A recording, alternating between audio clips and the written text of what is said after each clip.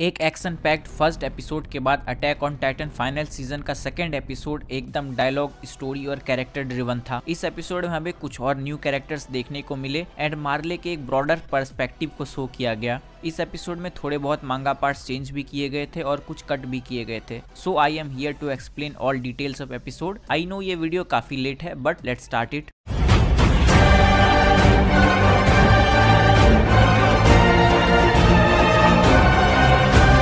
Episode की start post war meeting से होती है जिसमें सभी मार्ले ऑफिसर डिस्कशन कर रहे होते हैं कि 4 साल तक चले इस वॉर को वो जीत तो गए बट मार्ले के 2 पावरफुल टाइटन वॉरियर बुरी तरह से पिट गए। ह्यूमन टेक्नोलॉजी टाइटन्स की पावर से आगे निकल चुकी है। मार्ले कम्प्लीटली अपने टाइटन्स पर डिपेंडेंट था वाइल दूसरे नेशंस ने उनके टाइटन्स को काउंटर करने के लिए वेपन्स डेवलप कर लिए थे। टाइटन्स का टाइम इंड हो रहा है और मार्ले वॉर में अपना एडवांटेज भी खो रहा है। आर्मी जनरल बोलता है कि मार्ले कंट्री जिसने एल्डियन डेविल्स को हराया था अब उसकी कंडीशन क्या हो गई है। जीक तभी प्रपोजल रखता है कि मार्ले को फिर से पैराडाइस आइलैंड ऑपरेशन रीस्टार्ट करके फाउंडिंग टाइटन की पावर्स को रिकवर करना चाहिए। उन्हें अपनी आर्मी को रिफॉर्म करने और बेटर वेपन्स डेवलप करने के लिए टाइम चाहिए। पैराडाइस आइलैंड और फाउंडिंग टाइटन की पावर मिलने से मार्ले को स्ट्रेंथ, रिसोर्स और टाइम भी मिल जाएगा जिससे बाकी कंट्रीज उनके अगेंस्ट भी नहीं जा सकेगी और मार्ले इतने टाइम में अपने आर्मी को रिस्ट्रक्चर कर लेगा। आर्मी जनरल जीक से कहता है कि तुम्हारे टाइम में बस 1 ईयर बचे है और इसलिए तुम अपने 4 साल पहले की हार को ठीक करना चाहते हो। जीक कहता है कि ग्रिसा येगर के प्लान को इंड करना होगा और मैं ही उसे इंड करूंगा। ओपनिंग सॉन्ग के बाद नेक्स्ट सीन में कोल्ट और जीक कुछ बात कर रहे होते हैं। कोल्ट कहता है कि हिस्ट्री में किसी भी बीस्ट टाइटन के पास ऐसी पावर्स नहीं थी। ये फाउंडिंग टाइटन के पावर के सिमिलर भी है और जीक के पास रॉयल ब्लड भी नहीं है। जीक यहाँ उसकी बात टाल देता है और डिस्कशन पॉइंट को अपने पिछवाड़े पर डाइवर्ट कर देता है।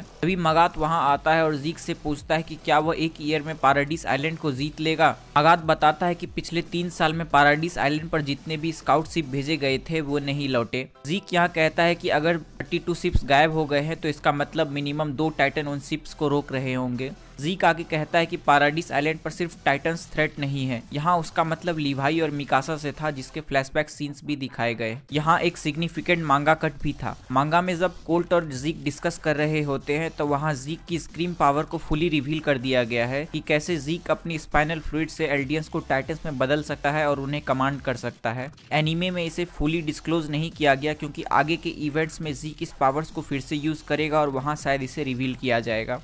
यहाँ से यह भी क्लियर होता है कि जीक ने मार्ले आर्मी से अपने रॉयल ब्लड होने की बात भी छुपाए रखी है। मांगा में जब मगात शिप्स के बारे में बता रहा होता है तो वहाँ शिप्स को शो भी किया गया था। जीक वहाँ क्लियर भी करता है कि पैराडाइस आइलैंड के पास 4 टाइटन्स की पावर है जिसमें एरन के पास अटैक और फाउंडिंग टाइटन दोनों की पावर्स है। साथ में एरन के अटैक टाइटन और आर्मिन के कोलोसल टाइटन को भी शो किया गया है। मांगा में जीक टाइटन्स के अलावा थ्रेड सर्वे स्क्वाड को बताता है और अक्करमैन क्लैन के बारे में भी कुछ शॉकिंग इन्फॉर्मेशन देता है। वहाँ जीक का लीवाई से डर भी क्लियरली शो किया गया है। अटैक टाइटन और कोलोसल टाइटन को शायद इसलिए शो नहीं किया गया कि बेकार में CGI टाइटन दिखाकर क्रिटिसिज्म से बेहतर है ना ही दिखाए। माप्पा ने यहाँ कुछ इन्फॉर्मेशन कट किया है जो शायद आगे के एपिसोड्स में रिवील करेंगे या मिड कार्ट इन्फो में शो कर देंगे। जो भी इन्फॉर्मेशन कट की गई है उसे आगे दिखाया जा सकता है, so it was not that important. Coming back to episode, Reiner अपने नाइटमेयर से जागता है। वह गैलियार्ड को उसे बचाने के लिए थैंक्स बोलता है। गैलियार्ड कहता है कि ऐसा कुछ होता ही नहीं, अगर 9 ईयर पहले उसने आर्मर टाइटन को इनहेरिट किया होता मार्शल उसे बचाने में मारा नहीं जाता। राइनर गैलियार्ड से मार्शल की मेमोरीज के बारे में पूछता है। गैलियार्ड बताता है कि उसने ymir की मेमोरीज में ये सब देखा। यहाँ पर एट लास्ट शो कर दिया गया कि ymir इज डेड एंड गैलियार्ड उसे खाकर नेक्स्ट जाओ टाइटन बन गया है। ymir के सरेंडर करने के कारण मार्ले को जाओ टाइटन वापस मिल चुका है। कुछ लोगों को डाउट होगा कि ymir ने ऐसा क्यों किया, वो खुद क्यों वापस मार्ले आ गई और क्यों मर गई। I will try to explain this in a separate video someday. Galliard कहता है तब तुमने आइलैंड पर किया ही क्या जब हर दिन तुम्हें कोई बचा रहा था और तुम मार्शल की तरफ बनने की कोशिश क्यों कर रहे थे।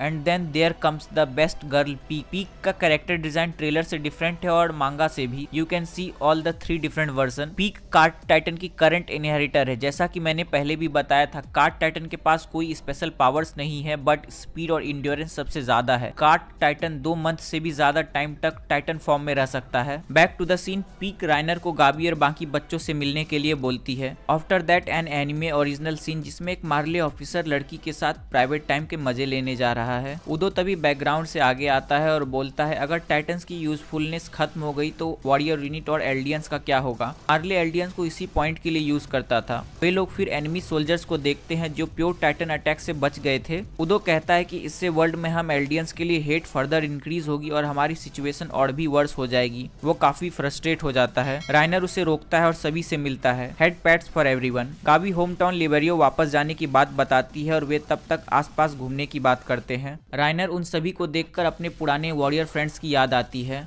यहाँ पर ये रिप्रेजेंट किया गया है कि राइनर खुद कितना गिल्ट फील कर रहा है। नेक्स्ट सीन में हम किसी को टॉप व्यू से राइनर का पीछा करते देख सकते हैं। Jumping to further scene, train में कोल्ड शराब पीकर एल्डियन सोल्जर्स के सामने गाबी की तारीफ करता है और सभी सोल्जर्स उसे प्रेज करते हैं। राइनर फल्को से कहता है कि गाबी he probably next armour Titan बनेगी। फल्को कहता है गाबी आर्मर टाइटन को इनहेरिट करेगी और अपने 27 ईयर एज तक जिंदा रहेगी अगर कैनन से पहले नहीं मारी गई तो। राइनर उसे टाइटन शिफ्टर की ओनर का इंसल्ट करने के लिए डराता है। फल्को क्लियर करता है कि वह मार्ले आर्मी के लिए लॉयल है और वही आर्मर टाइटन को इनहेरिट करेगा। राइनर उसे गाबी को आने वाले डार्क फ्यूचर से बचाने के लिए कहता है। मिड कार्ड इन्फो में हमें एल्डियंस आर्मबैंड के बारे में इंफॉर्मेशन दी गई है। सभी तरह के एल्डियंस के लिए डिफरेंट कलर के आर्मबैंड्स यूज होते हैं। टाइटन शिफ्टर और उनकी फैमिलीज के लिए रेड, वॉरियर कैंडिडेट्स के लिए येलो, एल्डियन सोल्जर्स के लिए ग्रे और नॉर्मल एल्डियंस के लिए ब्राउन। नेक्स्ट सीन में सभी वापस लिबेरियो आ जाते हैं। सभी सोल्जर्स इंटरमेंट जोन में अपनी फैमिली के पास वापस जाते हैं। गाबी, राइनर, जीक सभी अपने फैमिली से मिलते हैं। इस सीन को सीजन 1 के पैरेलल कहा जा सकता है। You can compare the situation of Eldians in both the scenario. Coming back to episode, Falco अपनी फैमिली के साथ वापस जा रहा होता है।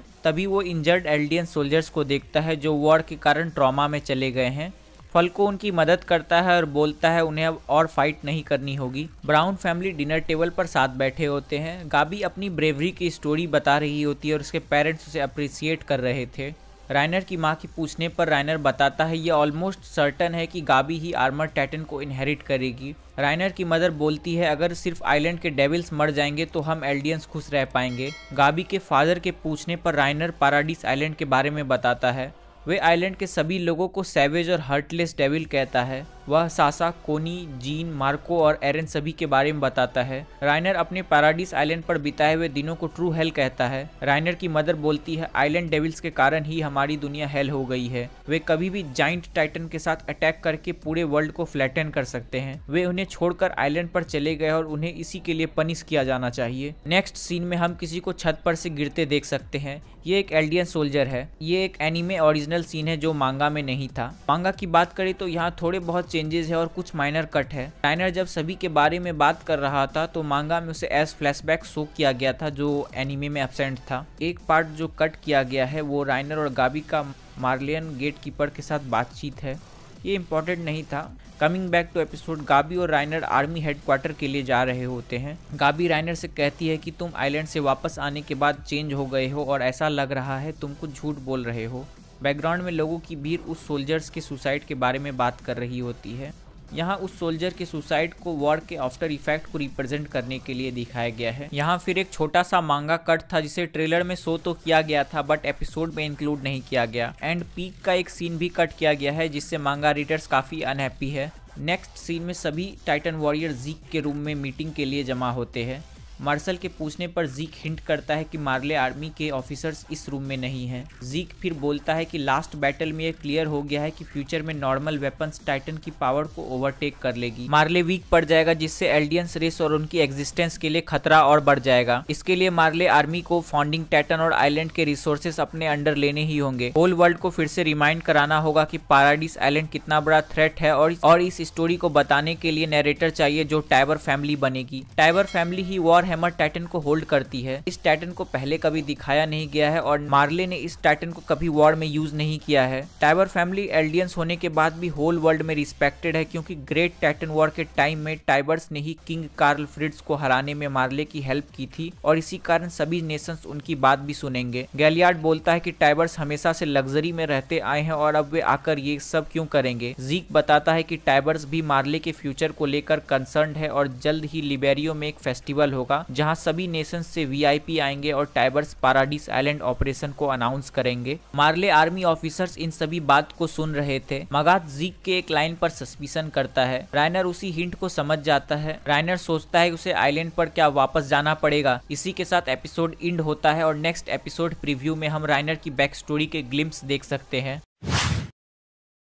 जैसा कि फर्स्ट एपिसोड में जीन को देखा गया था, तो इससे यह क्लियर हो जाता है कि सर्वे स्क्वाड के सभी मेंबर्स भी मार्ले में हैं और इस सीन में यह बंदा कोई और नहीं बल्कि एरन येगर है। यह एपिसोड ओवरऑल वेल एग्जीक्यूटेड था। स्टोरी के पॉइंट से यह एपिसोड एकदम सही था। थोड़े बहुत मांगा कट और चेंजेस थे, बट वो उतने सिग्निफिकेंट या ज्यादा इंपॉर्टेंट भी नहीं थे। यहाँ कई सारी इन्फॉर्मेशन भी शेयर की गई। मार्ले और वहाँ की एल्डियंस की कंडीशन को और ज्यादा क्लियर किया गया। उनके माइंडसेट और पर्सपेक्टिव को भी शो किया गया। टाइबर फैमिली और वॉर हैमर का एक इंट्रोडक्शन दिया गया जो आगे की स्टोरी में काफी ज्यादा इंपॉर्टेंस रखते हैं। एनिमेशन की बात करें तो इस एपिसोड में एक्शन या टाइटन फाइट तो नहीं थी, but character design, background detailing काफी बेटर थी। कुछ सीन्स काफी अच्छे थे, लाइक जीक का सिगरेट जलाना और राइनर के पीछे की बैकग्राउंड डिटेलिंग। यह एपिसोड स्टोरी प्रोग्रेशन के मोटिव को फुलफिल करता है एंड फर्दर एपिसोड में हमें राइनर की बैक स्टोरी, एरन की एंट्री और काफी कुछ न्यू एंड शॉकिंग देखने को मिलेगा। तो that's all from my side. अगर वीडियो अच्छी लगी तो नीचे लाइक बटन पर क्लिक करें और आगे फ्रेंड्स के साथ शेयर करें। मैं नेक्स्ट एपिसोड के एक्सप्लेनेशन के साथ जल्दी ही कुछ और स्पेशल वीडियो भी लेकर आऊंगा। ऐसी ही वीडियोस के लिए चैनल को सब्सक्राइब करें। जल्दी ही मिलेंगे नेक्स्ट वीडियो में। Thanks for watching this video.